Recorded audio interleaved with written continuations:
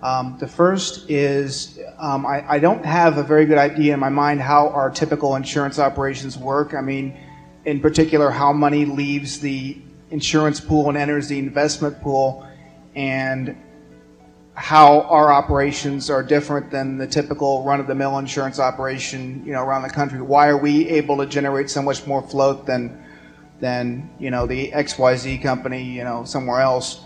And the second question is, it kind of goes back to an article you wrote for Fortune magazine back in the late 70s about the effect of inflation on equity values and that sort of thing. And in it you asserted that stocks and businesses were really like bonds. They just had their own par, and the par being the average 12% return on equity that companies have averaged. A company that does better than that has assets that are worth way more than 100 cents on the dollar. A company does less, will be less correspondingly.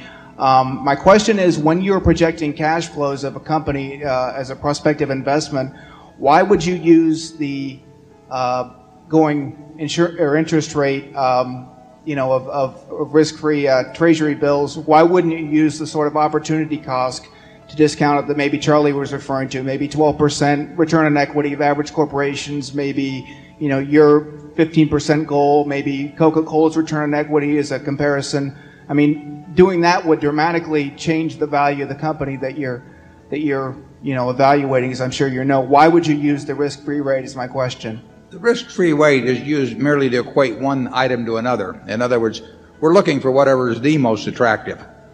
But in terms of present valuing anything, we're going to use a number, and obviously we can always buy the government bond, so that becomes the yardstick rate.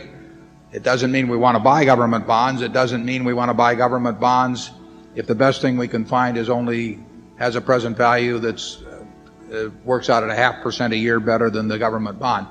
But it's the appropriate yardstick in our view to simply use to compare across all kinds of investment opportunities, oil wells, farms, whatever it may be.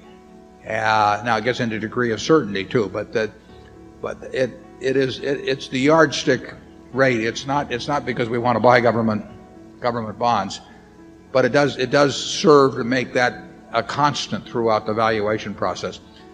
Yep. In our insurance business, we really have a group of insurance businesses, and they have different characteristics.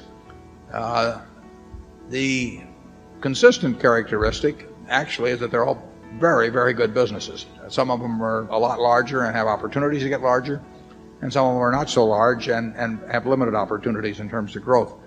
But every insurance operation we have is a distinct asset to Berkshire.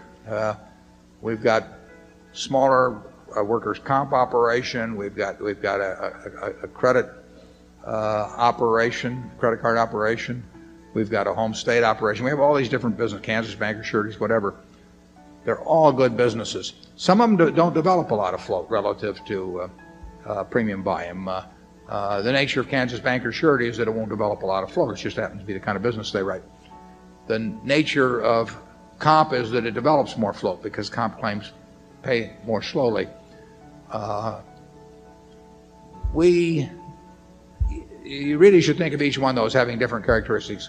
Geico is entirely different than the super cat business. They're both good businesses. In terms of how we invest the money when it comes in, we invest it when it comes in. I mean, we'll get a large super cat premium today, it's invested. Now, if we have a claim tomorrow, then we disinvest, and in a substantial way. If you take something like Geico, the cash flow is always going to be positive probably on that. We won't have another Hurricane Andrew because we've backed out of the homeowners business to quite an extent. So month by month, the money comes in at a Geico, and the faster it grows, the more the money that comes in. We have so much capital that we can basically put that money into whatever makes the most sense for Berkshire. So we have none of either the mental or psychological constraints or regulatory constraints that many insurance companies operate under. Many of them think they sort of should have this portion and this portion and that and so on. Investments usually play second fiddle to the insurance business at most companies that are in the insurance business. We look at them as being of equal importance. and we run them as two distinct businesses. We do whatever makes most sense on the investment side, whatever makes the most sense on the insurance side. We never do anything on the investment side that will impinge on our business on the insurance side. But you really should look at each one of our businesses separately. GEICO has entirely different characteristics than the super cat business. They both call themselves insurance. They both develop float. But in economic terms and in terms of competitive strengths and that sort of thing, they're two very different businesses. And our smaller businesses are different businesses. Some of those may grow reasonably well. We'll keep working on it. Charlie? Yeah, if you look at a corporate stock, it's obvious you can buy any maturity of government bond you want. So one opportunity cost of buying the stock is to compare it with the bond. Well, you may find that half the stocks in America you're so fearful about, or know so little about, or think so poorly of, that you'd rather have the government bond. So on an opportunity cost basis, they're taken out of the filter.